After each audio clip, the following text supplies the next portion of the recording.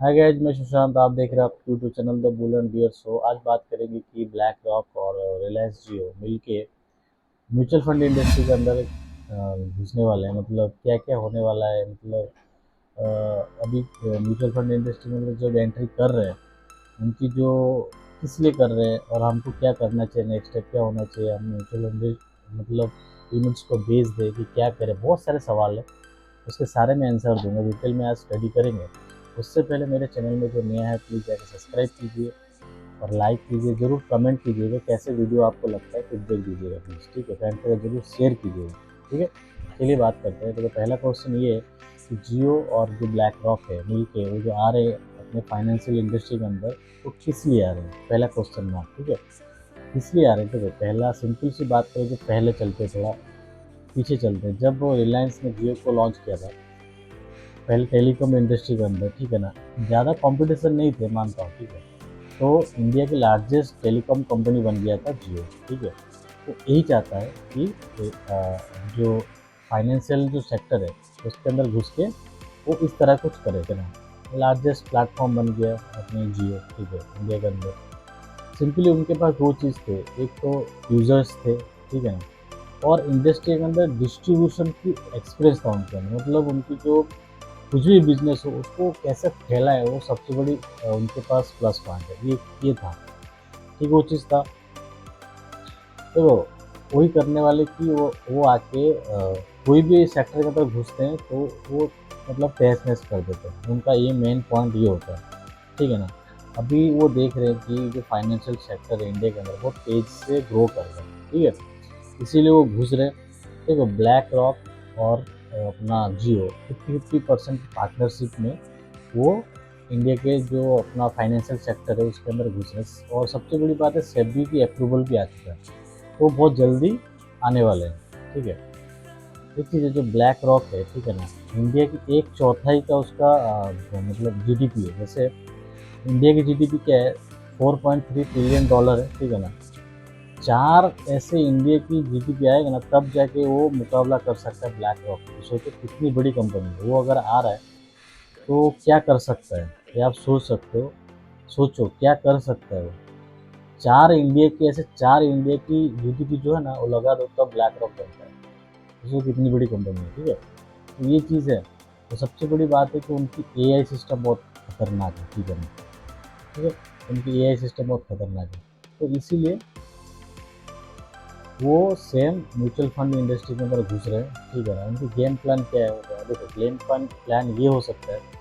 जैसे वो low cost में सर्विस दे सकते हैं। जैसे अभी म्यूचुअल फंड में हर ब्रोकर अभी ब्रोकरेज लेता है, तो ब्रोकर जीरो ब्रोकरेज कर सकता है। अभी तो आ चुके हैं जीरो ब्रोकरेज वाले, बहुत सारे ब्रोकर्स भी आ चुके हैं। ठीक है, जैसे अभी 100 रुपये में म्यूचुअल फंड स्टार्ट होता है, वो 10 रुपये में ला सकते हैं। ठीक है ना, तो सर बहुत कुछ कर सकते हो। सिंपल सी बात है, उनकी सबसे बड़ी बात है एआई। अपनी ह्यूमन जो करेंगे सोचेंगे, उससे 10 गुना आगे एआई सोचता है। समझ रहे हो ना, जैसे कोरोना आया, जैसे कुछ आने वाला है उसको पहले से पता चल जाता है एआई को। तो वो सबसे बड़ी प्लस पॉइंट यहाँ पे है। देखो उनकी एआई सिस्टम इतनी मजबूत है ना, ह्यूमन जो सोच सकता है उससे 10 गुना आगे एआई सोचता है। कुछ भी होने वाला है, ठीक है ना, उससे पहले एआई डिटेक्ट करके वो उसमें, जैसे सपोज एग्जांपल ले रहा हूँ, अभी कुछ दिन बाद होने वाला है वॉर। ठीक है ना, तो एआई को पहले पता चल जाता है ये सब चीज़। तो वो क्या करेगा, कोई अच्छा सेक्टर है तो वो गेम में बैठा हुआ है, उस सेक्टर से पैसा उठा कर सीधा ट्रांसफर कर देगा एआई, मतलब डिफेंस सेक्टर में। ठीक है ना, तो वो हम लोग जब समझेंगे ना, तब वो कितना पार्टी शुरू होकर ख़त्म हो चुका होगा। हम लोग जब आएंगे पार्टी ख़त्म हो चुका होगा। वो पार्टी में भाग लेने के लिए वो एआई पहले पार्टिसिपेट कर चुका होगा। ठीक है ना, ये सब बहुत सारे प्लस पॉइंट है मतलब ब्लैक रॉक जो आ रहे हैं। ठीक है ना, एडवांस, और उनके पास एडवांटेज कौन सा क्या है, ग्लोबल टीम है। ठीक है ना, ग्लोबल टीम है, एक्सपोजर है उनके पास। ठीक है ना, एक्सपोजर और एक्सपीरियंस। ठीक है ना, एक्सपीरियंस, रिस्क मैनेजमेंट सिस्टम है उनके पास। ठीक है, ये सब चीज़ है। जियो जो टेलीकॉम इंडस्ट्री में आया था, ठीक है ना, वहाँ पे इतनी मतलब कंपनी नहीं थे। ठीक है ना, कंपेरिजन नहीं थे।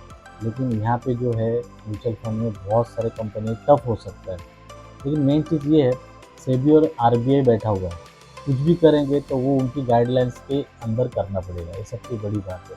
ठीक है, तो सो गाइस, हम अभी ये सोच रहे हैं कि देखो अभी अपने को ये तो सब कुछ बहुत कुछ हो गया, मेरे को अब इतना पैनिक नहीं होना है, अपने को अपनी यूनिट नहीं बेचनी है, ठीक है ना।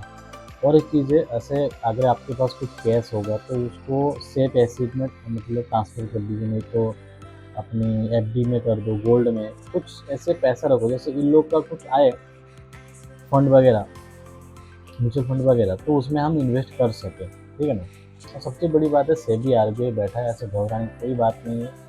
देखो टेलीकॉम इंडस्ट्री में जब आया तो उनके कोई कंपटीशन नहीं, 3-4 कंपनी थी तो उनके पास आसानी हो गया था। और यहाँ पे प्लस पॉइंट ये है कि ब्लैक रॉक जो है ना, तो इतनी बड़ी कंपनी है, तो सोचो एआई सिस्टम है उनके पास, तो मतलब इतनी बहुत कुछ कर सकते हैं। सबसे बड़ी बात है, कर सकते हैं, लेकिन माइनस पॉइंट ये है कि सेबी और आरबीआई यहाँ पे बैठा है सर के ऊपर, कुछ भी होता डंडा मारेंगे सर के ऊपर, ठीक है ना। घबराने की जरूरत नहीं है, जो भी होगा अच्छे के लिए होगा, ठीक है। हम तो उस टाइम अगर कुछ अच्छा फंड आएगा वहाँ पर भी हम इन्वेस्ट कर देंगे, ठीक है ना। तो कुछ करने की नहीं, ऐसे भी चालू रखो, ठीक है। और जब आएगा तब देखेंगे, ठीक है ना। आपको क्या लगता है कमेंट सेक्शन पे जाके बताएगा, प्लीज़ जाके कमेंट कीजिए कमेंट सेक्शन में, आपको अच्छा लगे बुरा लगे, ठीक है। चलिए मिलते हैं नेक्स्ट वीडियो में। जय हिंद।